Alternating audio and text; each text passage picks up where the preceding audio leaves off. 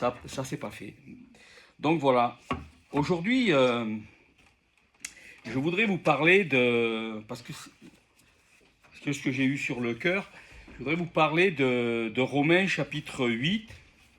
Alors, c'est un chapitre, je ne parlerai pas de tout le chapitre, je vais parler de 2 ou 3 versets seulement. Je vais parler des versets 28 à 30. Mais c'est tout un long passage là qui est peut-être le sommet on pourrait dire, de la théologie paulinienne, la théologie de Paul, et c'est sûrement aussi un sommet de l'épître aux Romains. Parce que il nous parle tellement de notre salut, de l'assurance qu'on peut avoir de notre salut. Il y aurait tellement de choses à dire. Mais là, en 45 minutes ou 50 éventuellement, selon le temps que je vais parler, on ne peut pas parler de toutes ces choses-là. Et en plus de ça, il y a beaucoup dans ce passage, vous allez le voir, il y a beaucoup de choses qui peuvent porter à polémique. Donc je ne suis pas là pour soulever des polémiques, je vais rester sur, vous allez voir, sur une pensée. Donc Romains chapitre 8, les versets 28 à 30. Nous savons du reste que toute chose concourt au bien de ceux qui aiment Dieu, de ceux qui sont appelés selon son dessein. Car ceux qu'il a connus d'avance, il les a aussi prédestinés à être semblables à l'image de son Fils, afin que son Fils soit le premier-né de beaucoup de frères.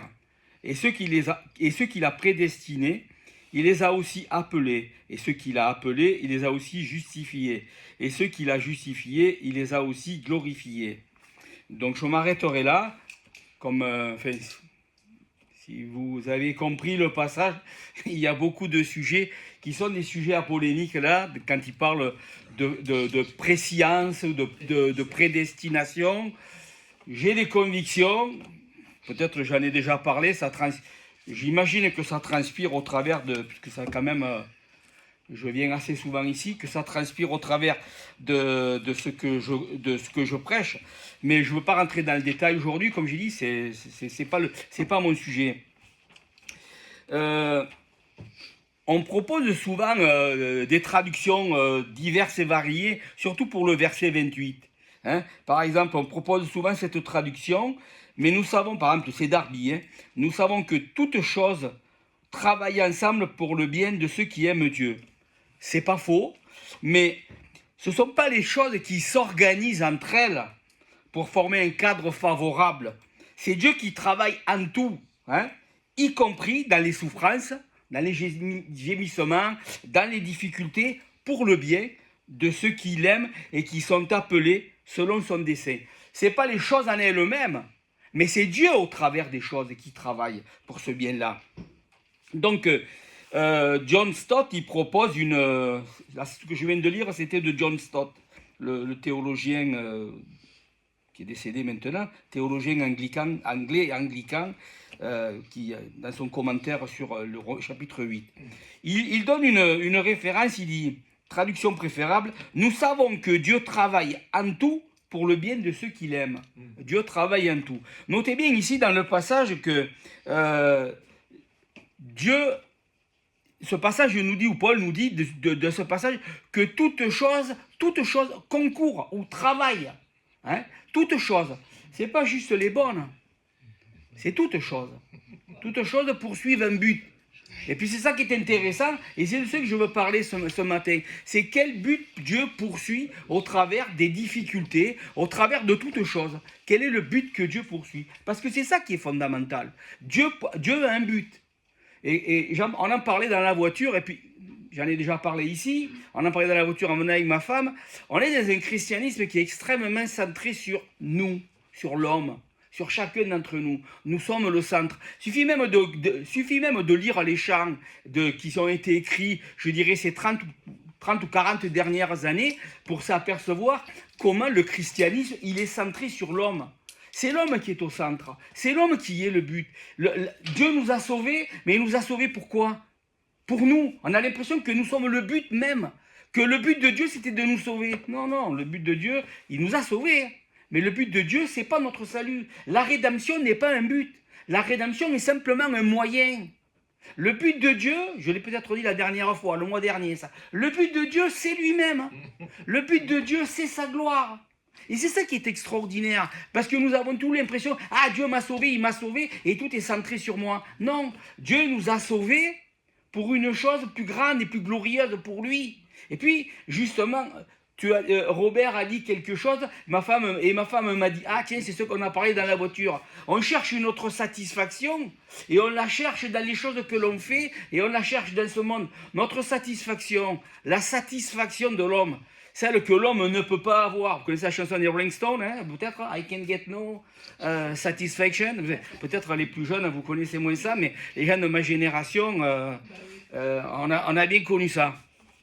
Et puis, comment obtenir satisfaction dans notre monde, dans le monde dans lequel on vit? Mais il n'y en a pas de satisfaction possible. Le cœur de l'homme, il est insatiable. Le seul moyen que l'homme puisse être satisfait, être comblé et trouver un sens à sa vie, c'est uniquement dans sa relation avec Dieu. C'est en devenant chrétien. Moi, j'ai cherché, je me suis converti à 20 ans, mais je pourrais dire que tout au long de ces 20 années, même enfant, et adolescent et jeune, adulte, hein, je dirais entre 18 et 20 ans, j'ai cherché dans toutes sortes de domaines. Je me suis posé des questions, comment je peux donner un sens à ma vie, comment je peux être satisfait. Et puis, alors on fait toutes sortes d'expériences. Si vous êtes un peu kamikaze comme moi je l'ai été, hein, on peut faire toutes sortes d'expériences dans la vie, certaines qui sont légales et puis certaines qui sont loin de la légalité et qui sont... vous savez, hors des sentiers battus. Hein, mais pourquoi? Pour chercher une satisfaction. Et ce contentement, cette satisfaction, on la trouve que dans notre relation à Dieu. Ce que Dieu a voulu faire à nous sauvant, c'est nous donner une relation avec lui. Et qu'on trouve notre satisfaction à lui. Et tout le processus que le salut, a engendré ou a induit dans notre vie, c'est de grandir, de croître, de connaître Dieu et de trouver en Dieu cette satisfaction. Et au travers de cette satisfaction, glorifier Dieu. Vous pouvez pourquoi on peut glorifier Dieu aujourd'hui? Parce qu'on est satisfait même de Dieu. Si vous êtes satisfait de la vie que vous avez avec Dieu, du fait de le connaître, et puis quelqu'un a fait une prière super tout à l'heure en parlant de ça, hein, je ne connais plus son prénom, j'ai oublié, qui est assis derrière moi, cette prière, elle était pleine de ça, en définitive, d'un cœur satisfait qui est comblé, et c'était sa prière, mais j'y pense que c'est la prière de chacun d'entre nous. On est comblé parce qu'on est en Dieu, et c'est ça qui glorifie Dieu. Mais Dieu m'a sauvé, pas comme une finalité, il m'a sauvé pour lui. Ça vient nous choquer, nous, parce que nous sommes extrêmement égocentriques, centrés sur nous-mêmes. On vit dans une société où tout est centré sur l'homme, ses besoins, sa satisfaction, sa réussite. Alors que, en définitive, et on pense que c'est ça qui va donner la satisfaction. Et Dieu nous montre que finalement, la satisfaction, c'est exactement le contraire. Hein? Tout à l'heure, Robert a parlé de fer et de fort et de faible. Ben c'est ça d'une certaine manière. C'est de devenir faible, c'est de devenir dépendant de quelqu'un d'autre. C'est d'avoir une vie centrée sur lui. Et c'est ça qui, finalement, va combler et qui va remplir notre vie. Et donc, dans ce passage, il dit... Toute chose concourt au bien de ceux qui aiment Dieu. Et on a toujours l'impression que il nous arrive les bonnes choses concourent à notre bien. Mais pas que les bonnes choses. Pas que les bonnes choses. Toutes choses. Toutes choses. Même il y a un auteur qui dit, même nos faiblesses, même nos péchés concourent au bien de ceux qui aiment Dieu. Parce que Dieu... Si on est à son écoute et si on est fidèle à Dieu, il est capable de transformer des choses qui sont négatives, extrêmement mauvaises, il est capable de les transformer et de les amener pour sa gloire. Parce que le but de Dieu, c'est de nous transformer, nous. C'est de nous transformer, nous. Alors, ce passage, la première chose qu'il indique, c'est quoi? La première chose, il indique la souveraineté de Dieu. Que Dieu est souverain en toutes choses. Il n'y a rien qui nous arrive qui n'est pas sous son contrôle. Il n'y a rien qui nous arrive qui n'est pas sous son administration. Dieu est présent dans toutes les situations de vos vies. Je vais dire même mieux. Il n'y a rien qui arrive de notre propre volonté. Il n'y a rien qui arrive de notre volonté. Je veux dire par là, il n'y a rien qui arrive qui n'a pas été déjà décrété par Dieu. Si Dieu est souverain, il faut qu'il soit souverain en tout. J'en parle souvent, mais c'est une réalité. Si Dieu est souverain, il faut qu'il soit souverain en absolument tout. S'il y a un domaine dans lequel Dieu n'est pas souverain, que Dieu n'est pas en contrôle, que Dieu n'est pas à l'initiative, qu'un domaine qui dépend de nous, on ne peut pas dire qu'il est souverain. Si Dieu ne sait pas, il y a des théologies comme ça, j'ai été confronté. Il y a des théologies qui disent, non mais Dieu, il ne savait pas par exemple pour la chute. Parce il s'était limité à ne pas le savoir. Mais un Dieu qui ne sait pas, il n'est pas souverain. Où est la souveraineté de Dieu si Dieu ne sait pas? Alors les gens disent, oui, mais c'est parce que Dieu, il est pas simple, il pense que Dieu, il est devenu, il s'est fait immanent plutôt que transcendant. Parce que c'était dans un cours biblique, et puis ça remonte à il y a quasiment 50 ans, et quelqu'un, le gars qui enseignait, demande qu'est-ce que ça veut dire la transcendance? Je dis Dieu, il est transcendant. Il me dit non. Ça, non, bon, moi. Et à la fin, il dit ça c'est un concept de Saint-Augustin. Mais en fait, ce que les gens pensent, c'est que Dieu, il s'est incarné il s'est limité dans le temps et dans l'espace. Il est devenu immanent, c'est-à-dire comme nous. Il ne connaît pas certaines choses parce qu'il s'est limité à ne pas les connaître. Non, Dieu il connaît toutes choses. Robert l'a dit, avant la fondation du monde, l'agneau immolé avant la fondation du monde. Dieu a décrété toutes choses. Tout ce qui arrive, tout ce qui se passe dans ce monde a été décrété par Dieu. Et elles arrivent et elles se produisent. Parce que Dieu les a décrétées. Ça ne veut pas dire qu'on est des machines. Mais ça veut dire que, malgré le fait que Dieu les a décrétées, nous les faisons. Je pourrais vous donner des exemples. Par exemple, juste vous en donner un. Dans le grand discours de Pierre, à la Pentecôte, il parle de Jésus, que Dieu a prédestiné avant la fondation du monde. Hein? Et il dit, mais vous l'avez tué. C'est Dieu qui l'avait choisi. C'est Dieu qui avait prévu, qui avait décrété que son fils allait mourir. Mais qu'est-ce qu'il dit? Vous l'avez tué. Lui, il a décrété, mais vous l'avez accompli. Et on retrouve ça dans plein de passages, dans d'autres passages de la Bible, montrant que finalement, malgré le fait que Dieu a décrété des choses, c'est quand même nous qui les avons faites, ces choses-là. Hein? Donc, ce que je veux dire, c'est que Dieu est un Dieu souverain, que nos problèmes, nos difficultés, Dieu les connaît. Dieu les connaît. Et toutes les choses, Dieu les a prévues. Mais alors, on a une position de les voir d'une manière complètement négative. Je sais que quand on passe par des problèmes, dans des souffrances, dans des difficultés, on a du mal à voir ces choses-là. La Bible ne nous dit pas « réjouissez-vous de ce que vous êtes en train de souffrir ». Dans ce passage, il ne parle pas de ça. Mais il dit que toutes choses, les choses au travers desquelles vous êtes en train de vivre, d'expérimenter, les choses difficiles, Dieu est dans ces choses-là. Et ces choses-là, il va s'en servir. Ces choses-là, il va s'en servir pour un but. Et ici, Paul, il ne dit pas que toutes choses sont bonnes. Il dit que Dieu les fait concourir ou travailler pour le bien. Ou travailler au bien. La question, c'est quoi ce bien? Dans le passage ici, là. Nous savons du reste que toutes choses concourent au bien de ceux qui aiment Dieu. Mais c'est quoi ce bien? On pense que c'est notre bien à nous, dans le sens où, au travers des choses de Dieu va me faire du bien à moi. C'est pas vrai, mais c'est pas faux. C'est pas faux, mais c'est pas vrai non plus. La réponse, elle est tout simplement plus loin. De ceux qui sont appelés selon son dessein, car ceux qu'il a connus d'avance, il les a aussi prédestinés à être semblables à l'image de son Fils. Le but, c'est quoi? De tout ce que vous vivez, de ce que vous expérimentez, des difficultés, c'est qu'on soit transformé à l'image de son Fils. C'est ça la finalité. Et c'est ça le but de Dieu. Dieu vous a sauvé pourquoi? Pour que vous ressembliez à son Fils. Quand Dieu a créé l'homme, hein, rappelez-vous, dans Genèse 1, 16, est-ce que c'est Genèse? Je l'ai noté ce matin, là. Parce que cette pensée m'est venue tardivement. Elle m'est venue un quart d'heure avant de partir, celle-là. Dans Genèse 1,16, qu'est-ce qu'il dit? Dieu fit les deux grands luminaires. Le plus grand luminaire... non, c'est pas ce verset-là, donc je me suis trompé. C'est le verset qui dit que Dieu nous a fait... Dieu a dit, faisons l'homme à notre ressemblance. Hein? Et donc, qu'est-ce que ça veut dire à la ressemblance de Dieu? Hein? Est-ce que Dieu, il a ma tête? Est-ce qu'il a, comme moi, 1,63 m, un peu grassouillé? Non, la ressemblance, c'est pas ça. C'est une ressemblance morale. C'est une ressemblance éthique. C'est une ressemblance de caractère. Ce que Dieu voulait, c'est que l'homme reflète dans sa personne le caractère de Dieu. L'amour, la paix, la joie, la patience. Ce que Dieu est, ce qu'on pourrait appeler le fruit de l'esprit. En fait, le fruit de l'esprit, c'est quoi? Simplement le reflet du caractère de Christ à nous. C'est le fruit de l'esprit.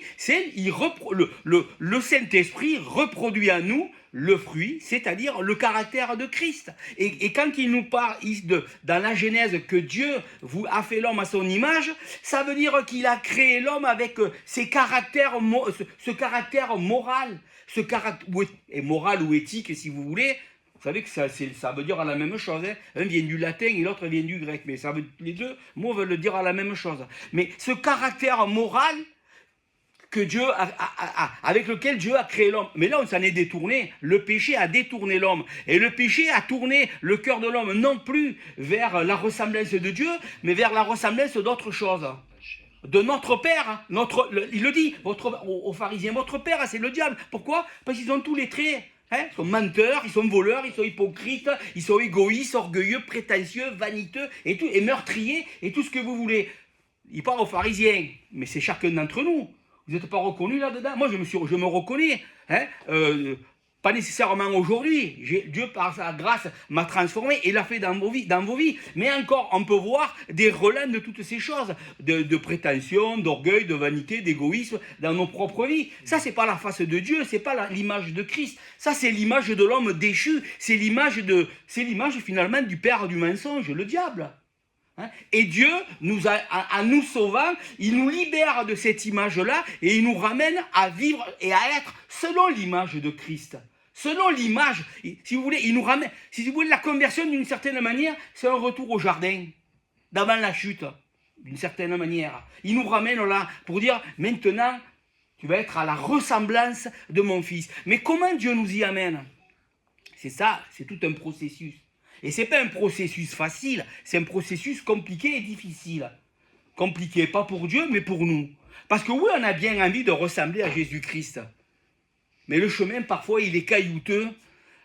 Parfois, c'est un chemin difficile, c'est un chemin compliqué, parce que pour beaucoup, c'est un chemin de souffrance. Mais au travers de ces choses-là, Dieu poursuit un but.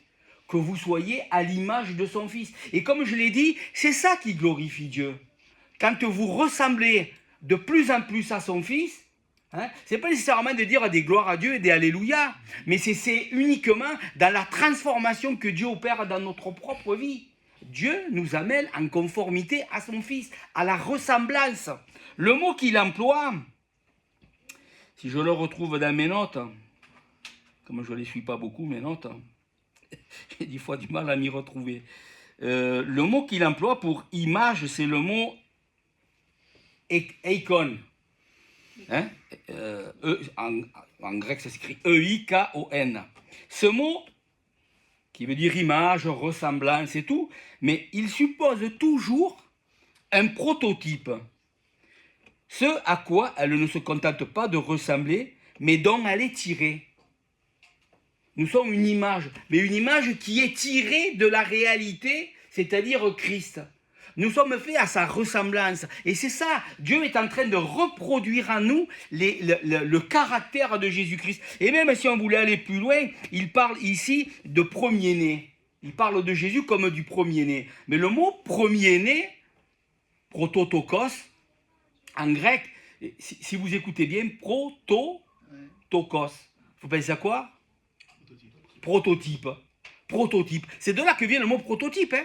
Le prototype, une voiture, un prototype, c'est quoi? C'est la première peut-être d'une longue série. Ou peut-être on en fait une et puis on n'en fait plus parce que ça ne fonctionne pas. Mais c'est ça. Jésus, il est le prototokos. Et ce n'est pas une fois. Mais dans l'épître aux Colossiens, par exemple, Jésus est mentionné comme le prototokos, le premier-né. Il est le premier-né d'entre les morts. Et c'est d'après cette image-là, donc c'est d'après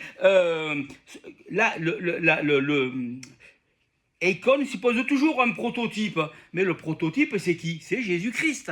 On est reproduit selon l'image du premier-né. Et c'est intéressant cette expression premier-né, parce que cette expression qui veut dire simplement l'aîné de la famille, hein, Jésus, il est l'aîné de la famille, mais premier-né, il est le premier-né, pourquoi? Parce qu'il est le premier ressuscité. Il est le premier ressuscité d'une longue liste de millions, voire de centaines, je ne sais pas, de centaines de millions au travers de l'histoire de l'Église. Hein, ou même, je dirais, même de l'humanité. Il est le premier-né. En fait, même là, c'est le premier-né qui ne meurt plus. Oui, c'est le premier-né qui ne... Oui, c'est le premier-né qui ne meurt plus. Mais parce que c'est le premier-né, mais dans quel sens? Quand il parle de premier-né, il fait référence à quoi? À sa résurrection. Il fait référence à la résurrection. Jésus-Christ, c'est le premier-né parce que c'est le premier-né d'entre les morts. C'est le premier qui est ressuscité. Colossiens le dit bien, le premier-né d'entre les morts. Jésus, il est ce premier-né là. Et nous sommes nous transformés à l'image de Christ. Hein, dans cette image de Christ ressuscité qui ne meurt plus, et c'est à cette image-là, au caractère même de Jésus-Christ qui ne meurt pas, que nos vies sont transformées. Et c'est extraordinaire. Hein, je ferai juste une parenthèse, si on veut, sur cette question-là. Dans Corinthiens 15, il parle de la résurrection des morts. Hein, si vous connaissez un peu là, il fait un long descriptif de la description des morts, aussi dans les épîtres aux Thessaloniciens, que on va ressusciter au dernier jour. Mais cette résurrection-là, elle a déjà commencé. Extraordinaire. Elle a déjà commencé. La résurrection a déjà commencé. Déjà, mais pas encore. Vous savez, j'en ai déjà parlé souvent ça. Elle a déjà commencé, mais pas encore. Elle a déjà commencé parce que Jésus il est déjà ressuscité. C'est-à-dire que la résurrection, elle a déjà commencé. Elle a commencé avec lui. Mais un jour, au dernier jour, quand le Seigneur va revenir, les morts en Christ ressusciteront. Mais lui est déjà ressuscité. Donc on pourrait dire qu'il a déjà inauguré cette période-là. Bon, ça c'est de l'eschatologie un peu, mais il a déjà inauguré cette période-là. Cette période de la fin, de son retour.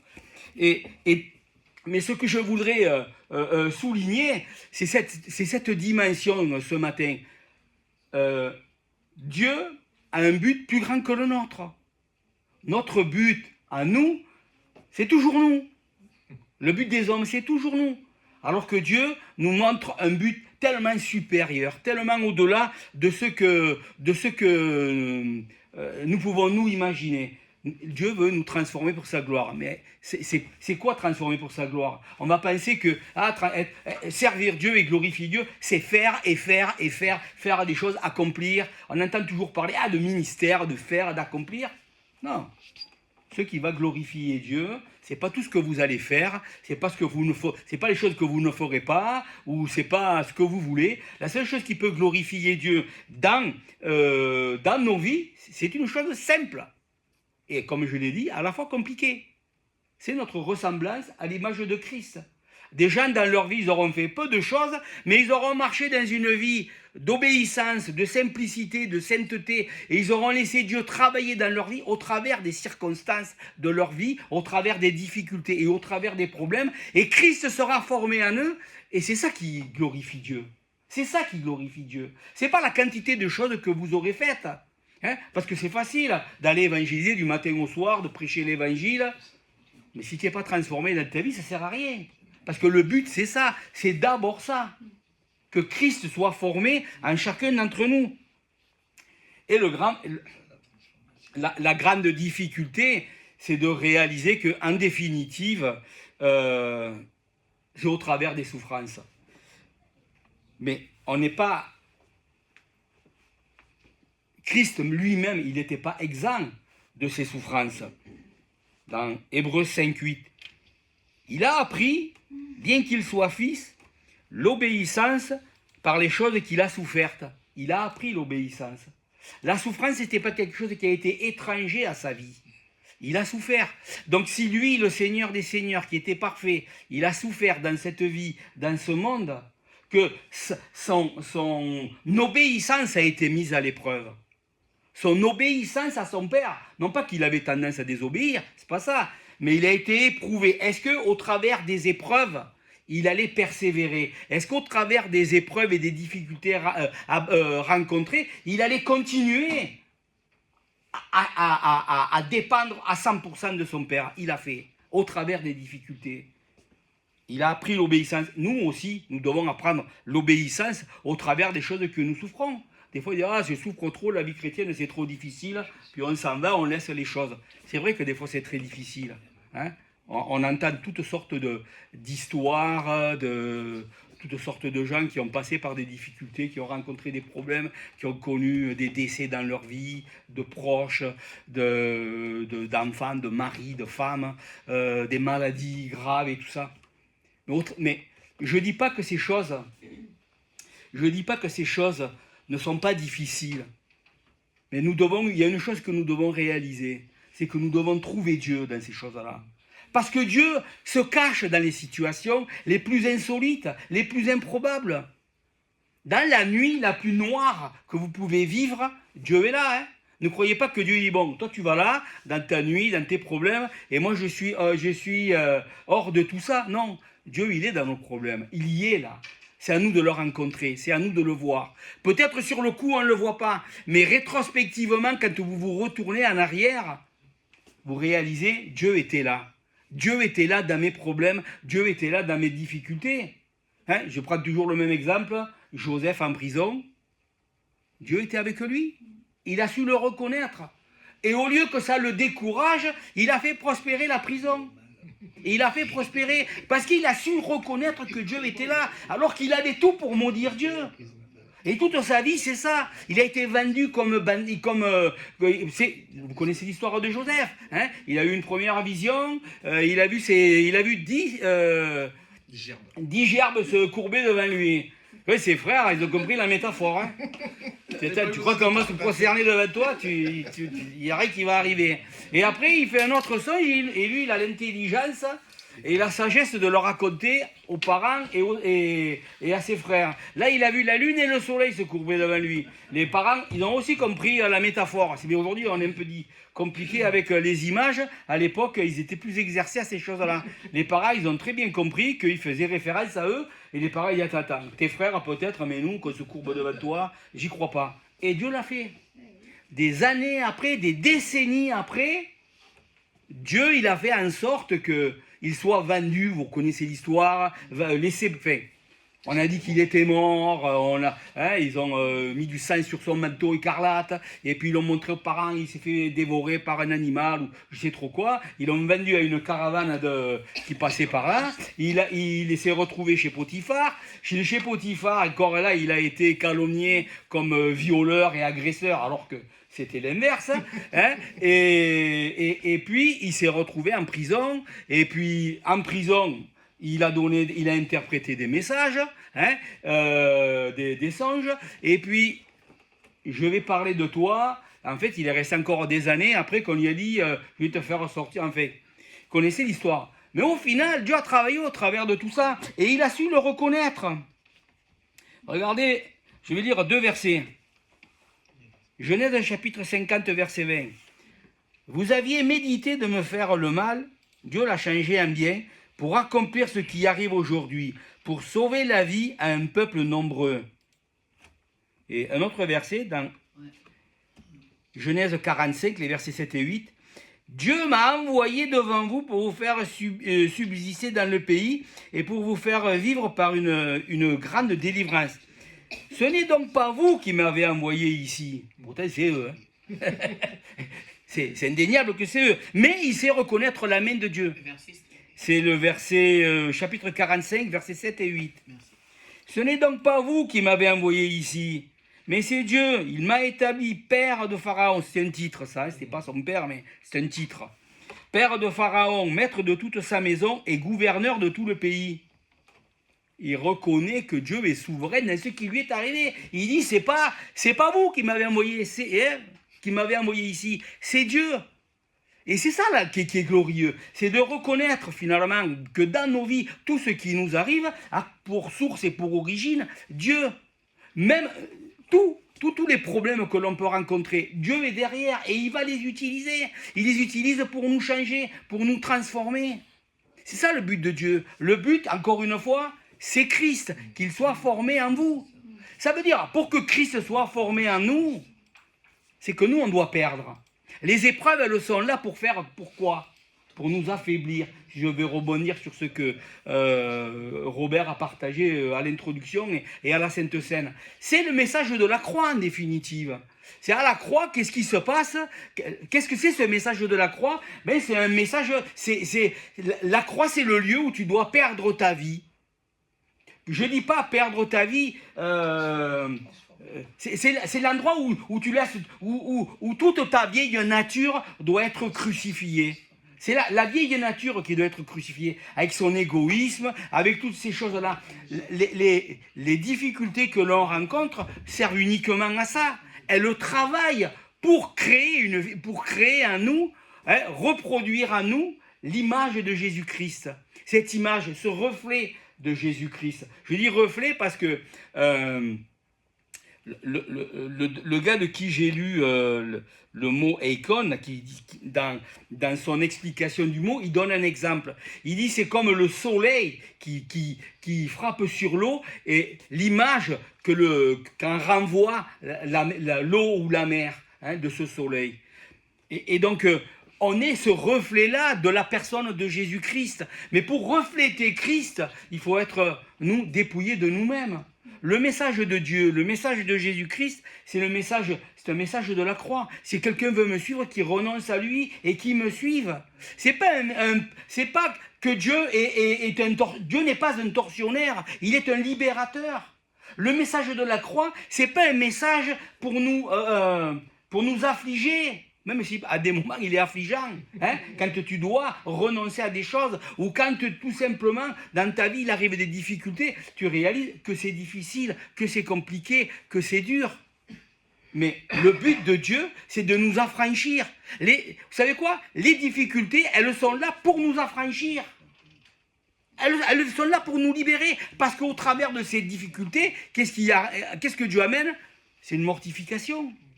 C'est une mortification. Mais Dieu est là et il travaille nos vies. Il travaille nos vies. Il n'y a pas de changement à l'image de Jésus-Christ sans une diminution de ce que moi je suis. Si je veux ressembler à Jésus-Christ, il faut que je m'arrête de ressembler, c'est drôle de dire ça, mais il faut que je m'arrête de ressembler à ce que je ressemble, d'une certaine manière. Comprenez? Il faut que je m'arrête, que tout cet aspect de ma vieille nature, tout cet aspect de mon égoïsme, mon orgueil, ma vanité, tout ce que je suis dans ma chair doit disparaître, et c'est dans la mesure où ça disparaît, c'est dans la mesure où la croix est effective dans ma vie, au travers des souffrances, que Dieu travaille.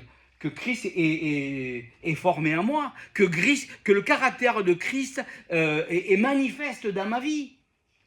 Mais, donc, il n'y a pas de croissance spirituelle. Parce que c'est la croissance spirituelle. La croissance spirituelle, ce n'est pas une croissance dans la connaissance, à proprement parler, même s'il y a une connaissance. Mais ce n'est pas une connaissance intellectuelle, c'est une connaissance. Il y a différents mots en grec, gnosis, ou gnosis, comme vous prononcez, ou épignosis. Mais c'est plutôt une épignosis, c'est-à-dire une connaissance qui est expérimentée, expérimentale. Nous connaissons Dieu, mais nous le connaissons pas simplement dans nos têtes, nous le connaissons dans notre expérience. Et c'est ça qui nous transforme. C'est pas d'avoir des notions sur Dieu, c'est d'avoir une connaissance vécue avec lui. Et avoir cette connaissance de Dieu vécue et expérimentale, c'est ça qui nous transforme. C'est ça qui nous transforme. Et on ne peut pas être transformé sans renoncer à nous-mêmes. L'image de Christ, la ressemblance de Christ, ce n'est pas quelque chose qui va s'apposer sur nous. Comprenez? Ce n'est pas une image qu'on va coller sur une autre image. C'est une transformation de notre personne, à la ressemblance, à l'image de Jésus-Christ. Mais, comme je le dis, c'est pas comme si, là, il y a des images, que si je pourrais mettre la mienne à la place de celle-là, mais c'est pas ça que ça veut dire. Ça veut dire simplement que mon image à moi, ou ça sous-entend ça, mon image à moi, elle doit disparaître d'une certaine manière. Ce que moi je suis, dans ma nature déchue, dans ma chair, ça doit disparaître pour que l'image d'un nouveau Dominique, d'une nouvelle personne puisse paraître. Nous sommes des nouvelles créatures. Nous sommes des nouvelles créatures. Donc on peut dire, comme je l'ai dit tout à l'heure, Christ est déjà ressuscité. La résurrection a déjà commencé, mais la nouvelle création, elle a déjà aussi commencé. Je suis une nouvelle créature. Vous êtes des nouvelles créatures. Certes imparfaites, mais on est déjà des nouvelles créatures. C'est pour ça que je dis, on est déjà des nouvelles créatures, mais pas encore. Parce que on est juste dans le début, et un jour, on doit rentrer dans la plénitude de ces choses-là. Un jour, on doit rentrer dans la plénitude de la rédemption. On a l'impression, nous sommes sauvés. C'est vrai, nous sommes sauvés. Et l'apôtre Paul, qu'est-ce qu'il dit? C'est en espérance. C'est en espérance. C'est-à-dire que nous sommes déjà sauvés, mais nous ne sommes pas. Mais d'une certaine manière, nous ne le sommes pas. On a encore tous nos péchés, toutes nos difficultés, tous nos problèmes, toutes les choses qu'on peut rencontrer tout au long, au quotidien de nos vies, qui montrent que finalement, oui, il y a des nouvelles créatures, oui, on est sauvés, mais on est encore bien, il y a encore le monde. Je me rappelle, moi, jeune chrétien, là, pendant une dizaine, mes 10 premières années, je me débattais toujours contre le monde. Le monde me collait à la peau. Et je ne savais pas pourquoi. Enfin, si, après, je l'ai compris, là, mais c'est juste une question d'obéissance sur un point, j'en ai déjà parlé. Mais ça me collait à la peau. Jusqu'au jour où j'ai compris. Mais on ne peut pas s'en défaire. Le seul moyen de se défaire de nos tendances, de notre chair, c'est de marcher dans une obéissance, de prendre sa croix, de renoncer à ça, de renoncer à soi-même et de le suivre. Et c'est là qu'on est débarrassé de tout ce que l'on veut. L'image de Christ, elle ne viendra pas se superposer à ce que je suis. C'est si je diminue qu'il croit. Hein? Dans le sens de croissance. Hein? Jean-Baptiste, il faut qu'il croie. Oui, il faut que c'est ça. Jean-Baptiste a dit, j'allais le dire. Jean-Baptiste a dit, il faut qu'il croie, c'est que qu'il croie, c'est que je diminue. Ou l'inverse. Il faut que je diminue afin qu'il croisse. Hein? Mais c'est ça. Il n'y a pas de vie chrétienne sans il n'y a pas de croissance spirituelle sans une diminution de ce que nous sommes. Nous voulons la croissance spirituelle, c'est quoi? C'est le reflet, la manifestation ou l'image de Jésus-Christ formée en nous. Dans la mesure où il est formé en nous, c'est dans la mesure où Christ est formé dans nos vies que finalement nous sommes transformés à son image et que nous glorifions Dieu et que nous rentrons dans une maturité.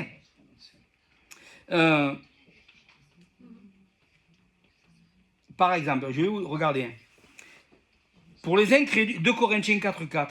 Pour les incrédules, le Dieu de ce monde a aveuglé Pour les incrédules, dont le Dieu de ce monde a aveuglé l'intelligence, afin qu'ils ne voient pas briller la splendeur de l'Évangile et la gloire de Dieu, et la gloire de Christ, qui est l'image de Dieu. Il parle de Christ comme l'image de Dieu. Mais le fait que Christ soit l'image de Dieu, et ici, donc, quand il parle de Dieu, il fait référence au Père. Hein? Jésus, il est l'image du Père, mais pourtant il n'est pas le Père. Il est Dieu, mais il n'est pas le Père. Et il est l'image du Père. Mais ce que Dieu veut, c'est que nous soyons l'image de Christ, qui lui-même est l'image de Dieu. Donc d'une certaine manière, on est l'image de Dieu. En report. Christ est l'image du Père, nous sommes l'image de Christ, donc nous, on est l'image du Père. Mais Christ est Christ, la deuxième personne de la Trinité, le Fils, deuxième personne de la Trinité, et ressemble au Père, mais il n'est pas le Père. Il est l'image du Père, mais il n'est pas le Père.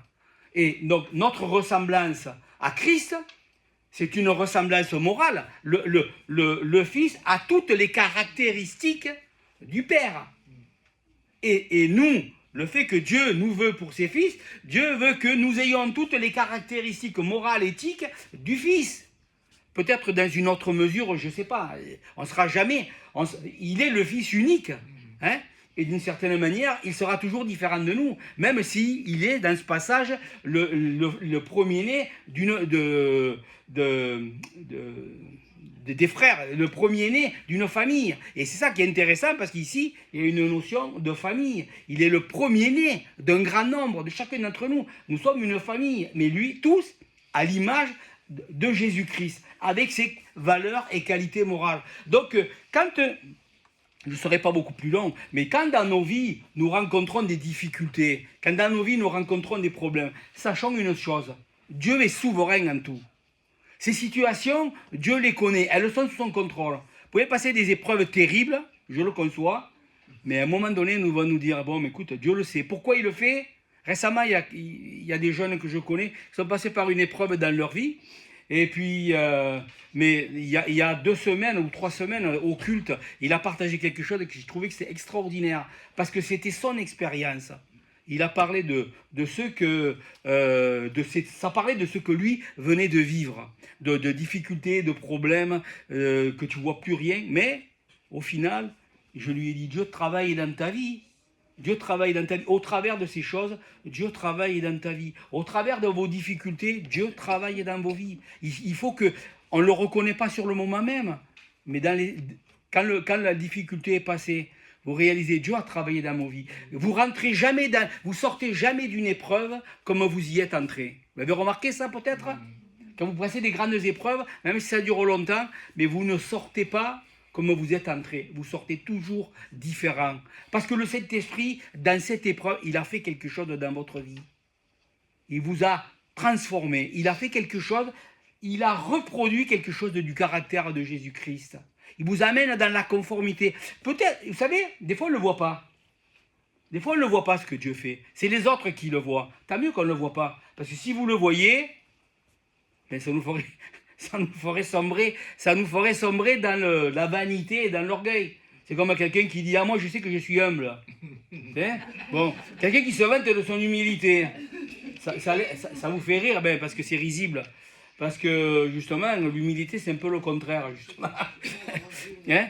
Mais à moins que tu sois dans une humilité totale et absolue, que tu peux le dire. Jésus l'a dit. Oui. Je suis doux et humble de cœur. Et en même temps, rappelez-vous d'une chose. Jésus, il parlait jamais de lui-même, comme ça, de ce qu'il était. Les seules choses qui parlent de son caractère, c'est ces deux choses-là. Quand Jésus parle de lui, qu'est-ce qu'il dit? Je suis doux et humble de cœur. Pourquoi il pouvait le dire? Parce qu'il n'y avait en lui aucune vanité, aucune gloire. Sa vie était centrée sur Dieu. Il reflétait exactement l'image du Dieu invisible, l'image du Dieu incorruptible. Et Dieu, comme je l'ai dit, nous amène dans des difficultés et nous amène dans des épreuves. Et chacun d'entre vous, si ce n'est pas déjà fait, et j'imagine que pour tout le monde, ça a déjà été le cas, ça peut être n'importe quel problème, n'importe quoi. N'importe quelle sorte de difficulté. Dieu, quand vous allez rentrer dans le problème, vous serez d'une manière, mais quand l'épreuve sera finie, vous serez transformé. Peut-être vous ne le verrez pas, mais peut-être ça va amener en vous peut-être un rayonnement de sa personne, une joie, peut-être une patience. Peut-être la dernière fois que je suis venu, j'ai parlé que pour être des consolateurs, je sais pas, dans le passage de 2 Corinthiens chapitre 1, que pour pouvoir consoler, pour pouvoir être consolateur, il faut avoir été consolé. C'est les gens qui sont passés par des difficultés qui eux-mêmes peuvent consoler. Mais ça, c'est manifesté. Qu'est-ce que j'avais dit? Ce que Dieu veut en définitive, c'est nous former à être les gens qui manifestent le caractère de Dieu aux autres. Les difficultés que vous rencontrez, elles sont là pour vous transformer à l'image de Jésus-Christ, mais que vous pouvez être aussi des provisions pour les autres, à être le reflet de Jésus-Christ pour les autres, à leur manifester la compassion de Dieu. Dieu nous manifeste sa compassion directement, mais il peut nous aussi la manifester, et c'est ça dans l'Église, manifester sa compassion et son amour les uns par les autres. Alors, ne négligeons pas les souffrances et les difficultés. On n'est pas dans... il n'y a pas de vertu dans la souffrance. Comprenez? Il n'y a pas de vertu. Il n'y a pas à la chercher. Oui, on ne la cherche pas. Il n'y a pas de vertu. Comme dans certaines religions, la souffrance, il y a une sorte de... Comment ça s'appelle? Je cherche le mot. Ben, peu importe, je ne trouve pas le mot.